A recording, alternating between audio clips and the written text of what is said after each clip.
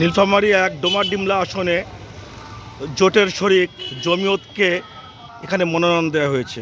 জোটের শরিক দল মনোনয়ন পেলেও বিএনপিকে তার সাথে দেখা যাচ্ছে না, ফলে অনেকটা একা হয়ে পড়েছেন জোটের শরিক জমিয়ত।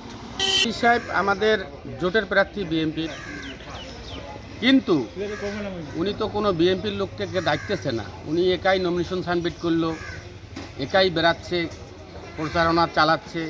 বিএনপির লোকজন না ডাকলে কি বিএনপির লোক এত নেহায়া এত?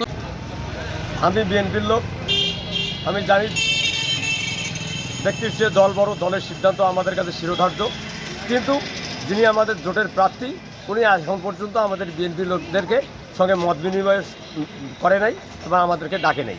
ডাকলে আমি যেটা জানি যে জোটগত সিদ্ধান্তের কারণে ডোমারডিমলা এক আসনে জমিয়তে ইসলামের প্রার্থী আফেন্দি সাহেবকে দিয়েছে, যেখানে কেন্দ্রীয়ভাবে সিদ্ধান্ত হয়েছে। সে কারণে এখানে আর কোনো নেতারকে আমাদের দিল না দিল সেটা দেখার অপেক্ষায় রাখে না। কিন্তু আমার প্রশ্ন, আমি ডোমার সদর যুব দলের দায়িত্বে রয়েছি, আমাকেও কিন্তু এখন পর্যন্ত উনি ফোন দেয়নি বা কারোর সাথে যোগাযোগ করছে কিনা জানি না। কিন্তু ওনার তো উচিত, দায়িত্ব দিচ্ছে তারেক জি, অবশ্যই আমরা সাদরে গ্রহণ করছি। আমাদের কোনো ব্যক্তিগতভাবে আমার কোনো দ্বিমত নাই, কিন্তু ওনাকে তো আমাদেরকে সাথে কথা বলতে হবে যে কীভাবে কাজ করব না করব। আসলে আমি যেটা মনে করি, ব্যক্তির থেকে দল বড়, দলের থেকে জোট বড়। আমাদের একটা মানবাভিমান আছে, আমরা তুহিন ভাইয়ের এখানে মনোনয়নটা পাই নাই, এটা একটা বিষয়। আর একটা বিষয় হচ্ছে জোট থেকে যেহেতু উনি প্রার্থী হয়েছেন, আমাদের উচিত তার পক্ষে কাজ করা। কিন্তু আমার বাড়ি সোনারা ইউনিয়ন, ওনার বাড়িও সোনারা ইউনিয়ন, আমি সোনারা ইউনিয়নের সাংগঠনিক সম্পাদক। এখন পর্যন্ত তার কাছ থেকে আমি ব্যক্তিগতভাবে কোনো রেসপন্স পাইনি। তাহলে বিসমিল্লাহির রহমানির রহিম। সবাইকে ধন্যবাদ, শুভেচ্ছা।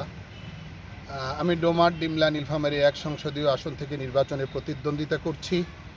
এখন আচরণবিধি অনুসরণ করে আমরা ওইভাবে প্রচারণা চালাতে পারছি না যেভাবে জনগণ প্রচারণা চাচ্ছেন। তারিখের পর প্রতীক বরাদ্দের পর আমরা আনুষ্ঠানিকভাবে প্রচারণা শুরু করব। মাঠ বেশ আলহামদুলিল্লাহ সমতল, সব জায়গা থেকে, সব শ্রেণী পেশার মানুষের কাছ থেকে আমরা স্বতঃস্ফূর্ত সাড়া লক্ষ্য করছি। সবাই আমাদেরকে গ্রহণ করছেন, বরণ করছেন। আপনি যে প্রশ্নটি রেখেছেন যে আপনি জোটের প্রার্থী, কিন্তু আমরা প্রধান দল বাংলাদেশ জাতীয়তাবাদী দল বিএনপির স্থানীয় নেতৃবৃন্দকে আপনার পাশে, আপনার সাথে দেখছি না।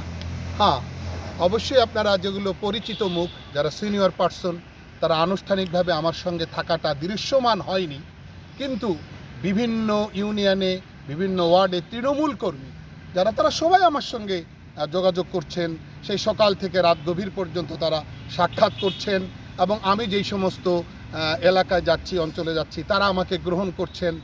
একটা আওয়াজ আমি সর্বত্রই লক্ষ্য করছি যে যারা শহীদ রাষ্ট্রপতি জিয়াউর রহমানের আদর্শের সৈনিক হিসাবে নিজেদেরকে দাবি করেন, তারা বিএনপির হাইকমান্ডের সিদ্ধান্ত, বিএনপির সম্মানিত শ্রদ্ধেয় চেয়ারম্যান জনাব তারেক রহমান সাহেবের সিদ্ধান্ত তারা মাথা পেতে নিয়েছেন। সাদরে সম্মান করি, সমীহ করি। তবে এটারও একটা আমি মনে করি চূড়ান্ত একটা পর্যায়ে থাকা উচিত। আমরা যারা জোট কেন্দ্রিক রাজনীতি করছি, এটা তো আর 1-2 বছরের রিলেশন নয়। 2001 সাল থেকে আমাদের এই জোটবদ্ধ রাজনীতি চলে আসছে। বিভিন্ন মেরুকরণ সমীকরণকে সামনে রেখে এবং আগামী দিনের বাংলাদেশ বিনির্মাণের লক্ষ্যে জোটের থেকে একটা সিদ্ধান্ত আসছে। আমি মনে করি এই সিদ্ধান্তের যথার্থতা এবং এই সিদ্ধান্তের তাৎপর্য একজন নিবেদিত প্রাণ রাজনৈতিক কর্মী হিসাবে, রাজনৈতিক সৌন্দর্যের অংশ হিসাবে আমি মনে করি এটা অচিরেই সবাই একসঙ্গে আমরা পথ চলা শুরু করব।